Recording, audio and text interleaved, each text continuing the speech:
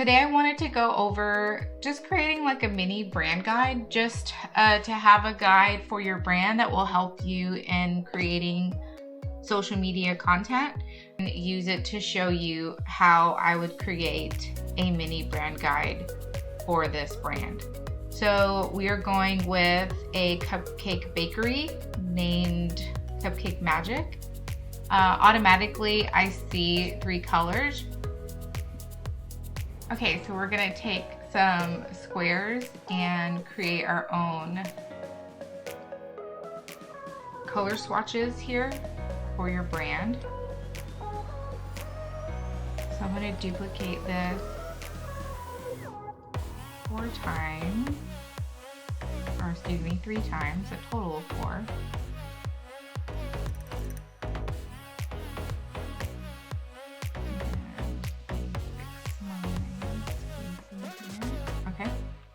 So on Canva, whenever you have some art up, it will usually pull up the colors for you. Well, not usually, it should. So you have this tannish background color, you have your pink, and then you have the brown. And then I always have a white, and so I know it's kind of like, oh, you can't see it. So what I do is I'll just put like a really thin border around like a white box, just so I know that this is my a color for my brand. Also, so after this, I would set up my brand font. I am going to use the tagline font that I have underneath this logo, but I would not suggest using the main font in a logo like this top one or the magic one. Just because, for instance, if we were to use these fonts, let's say you had a menu or just something with a lot of copy or text on it, and if you use the same text that you have in your logo, then your logo won't have its own distinct look. It's going to look like it's part of the text, and it's not going to be a strong standalone design. So that's just my 2 cents, but that is the reason why I won't use these fonts for the brand font, because it is the logo font. But I will use this tagline font. So this is Montserrat, excuse me, Montserrat, and I am going to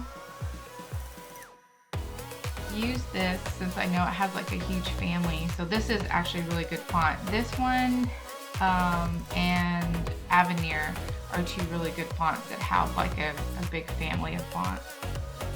So we're going to use this. I'm just going to title our little area. So the top would be brand colors.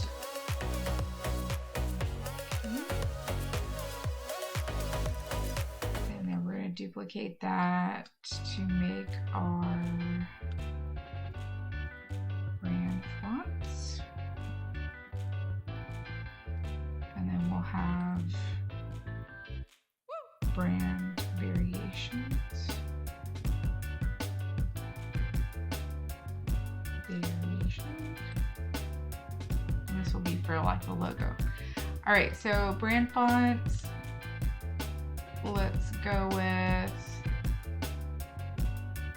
the Montserrat regular, I believe this one is. Oh, medium. All right. And then I would suggest doing Montserrat bold.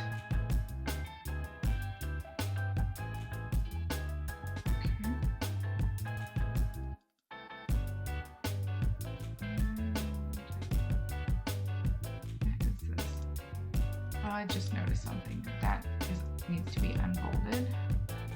All right, so medium, and let's make sure. Okay, that's bold. All right, so these 2 fonts I would use like for ingredients or a menu even.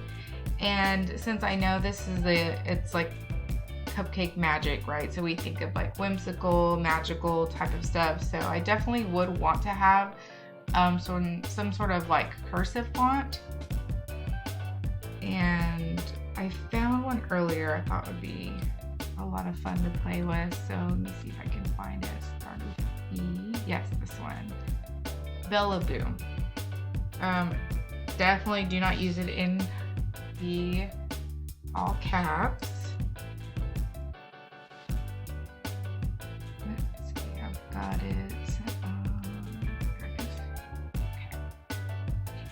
So Bella Boo font. And let's bring this spacing back together. And I'll make it a little bit larger so you can see it. Awesome.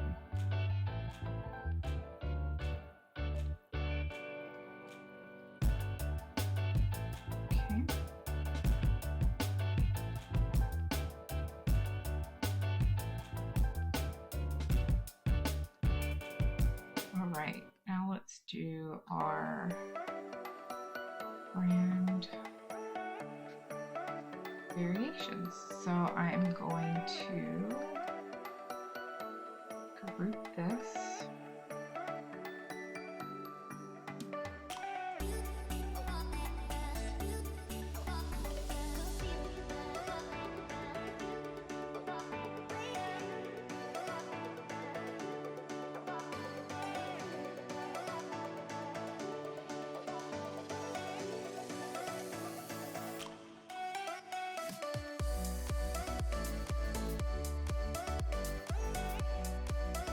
All right.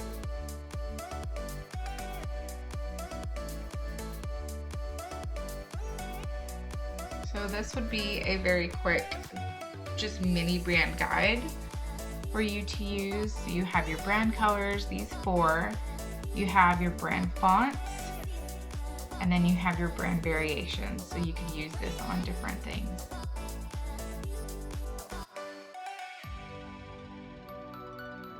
Hey, just a quick side note, just something to remember whenever you are creating logos on Canva.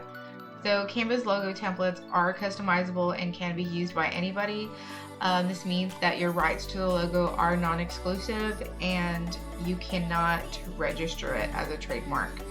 So, you know, I totally get creating logos on Canva when you're first starting out, you're kind of DIYing it and just you want to get something quickly started, but just make sure that when you get to that point where your business is growing and you're wanting a brand that's uniquely yours and maybe even something that you can get trademarked later on, so it is, you know, for your brand, definitely reach out to a graphic designer or local artist so that we can help you create a brand that is yours and yours alone.